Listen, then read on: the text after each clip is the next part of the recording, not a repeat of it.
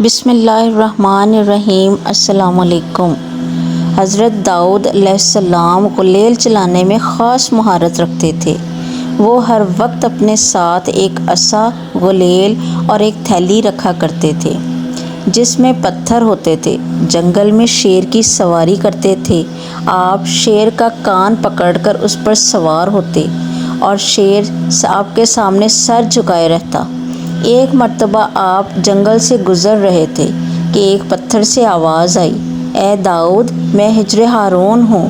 مجھ سے ہارون نے ایک شخص کو مارا تھا، مجھے اٹھا لیجئے، میں آپ کے کام آؤں گا۔ آپ نے وہ پتھر اٹھا لیا اور کچھ دور چلے تھے کہ دوسرا پتھر بول اٹھا، میں ہجر موسیٰ ہوں۔ مجھ سے موسیٰ نے ایک شخص کو قتل کیا تھا، مجھے اپنے پاس رکھ لیجئے، میں آپ کے کام آؤں گا۔ آپ نے اس پتھر کو بھی اٹھایا اور اپنے تھیلے میں ڈال لیا۔ ابھی آپ چند قدم ہی چلے تھے کہ ایک تیسرے پتھر نے صدا لگائی، میں ہجر داؤد ہوں جو نبی ہیں اور وہ مجھ سے جالوت کو ماریں گے۔ حضرت داؤد علیہ السلام نے اس پتھر کو بھی اٹھایا اور تھیلے میں ڈال لیا۔ اس وقت جالوت کا پورے ملک میں شہرہ تھا۔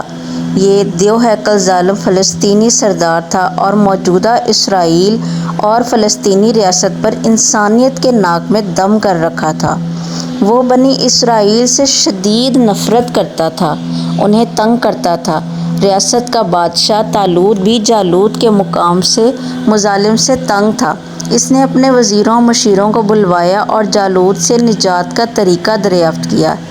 ایک معتمد خاص نے آگے بڑھ کر عرض کی کہ بادشاہ سلامت، میرا خیال ہے سلطنت میں یہ اعلان کروایا جائے، جو بھی نوجوان جالوت کو قتل کرے گا بادشاہ سلامت اسے آدھی سلطنت دیں گے۔ بادشاہ کو یہ تجویز پسند آ گئی۔ اس نے منادیوں سے ملک بھر میں اعلانات شروع کروا دیے۔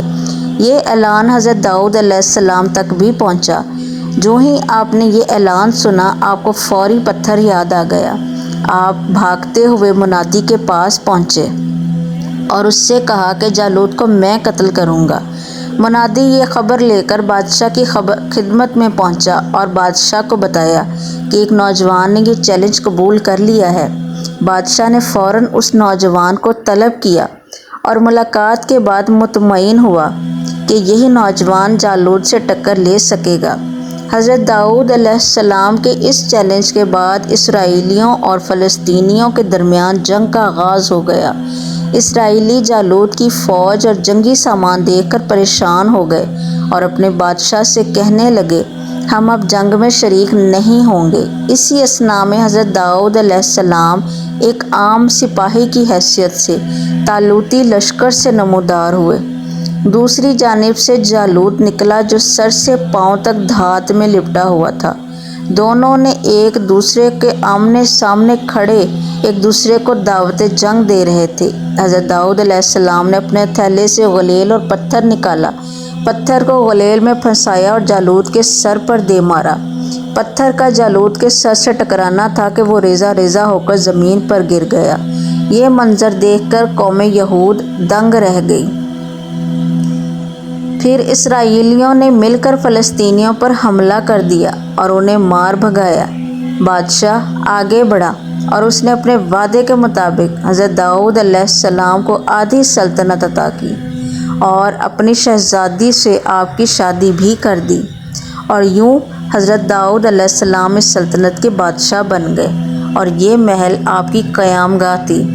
دوسرا دلچسپ واقعہ یہ ہے کہ مورخین بیان کرتے ہیں کہ ایک خاتون حضرت داؤد علیہ السلام کی خدمت میں حاضر ہوئی اور عرض کیا کہ اے اللہ کے نبی، آپ کا پروردگار عادل ہے یا ظالم؟ حضرت داؤد علیہ السلام نے فرمایا، تیرا ناس ہو اے خاتون، تو کیا بات کر رہی ہے؟ رب تعالیٰ تو سراسر عدل و انصاف ہے، وہ ذرا برابر بھی کسی پر ظلم نہیں کرتا۔ پھر اس سے پوچھا کہ تم ایسے کیوں کہہ رہی ہو، تمہارا کیا معاملہ ہے؟ اس عورت نے اپنا قصہ بیان کرنا شروع کیا، اے خدا کے نبی، میں ایک بیوہ عورت ہوں، میری 3 بچیاں ہیں جن کی پرورش میں اپنے ہاتھ سے سوت کاٹ کاٹ کے کرتی ہوں۔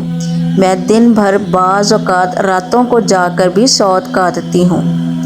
گزشتہ روز میں اپنا کاتا ہوا سوت ایک سرخ کپڑے میں باندھ کر اسے بیچنے کے لیے بازار جانا چاہتی تھی تاکہ اس کی آمدنی سے بچیوں کے کھانے پینے کا بندوبست کروں، لیکن اچانک ایک پرندہ مجھ پر ٹوٹ پڑا اور سرخ کپڑے کا ٹکڑا جس میں میں نے سوت باندھ رکھا تھا اسے گوشت کا ٹکڑا سمجھتے ہوئے لے اڑا۔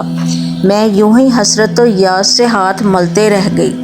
اب میرے پاس کچھ نہیں کہ اپنی بچیوں کو کھانا ہی کھلا سکوں۔ ابھی وہ خاتون حضرت داؤد علیہ السلام سے اپنی داستان بیان کر رہی تھی کہ اتنے میں آپ علیہ السلام کے دروازے پر دستک ہوئی۔ حضرت داؤد علیہ السلام نے آنے والے کو گھر میں داخل ہونے کی اجازت مرحمت فرمائی۔ اجازت ملتے ہی 10 تاجر یکے بعد دیگرے اندر داخل ہوئے، جن میں سے ہر ایک کے ہاتھ میں 100 دینار تھے۔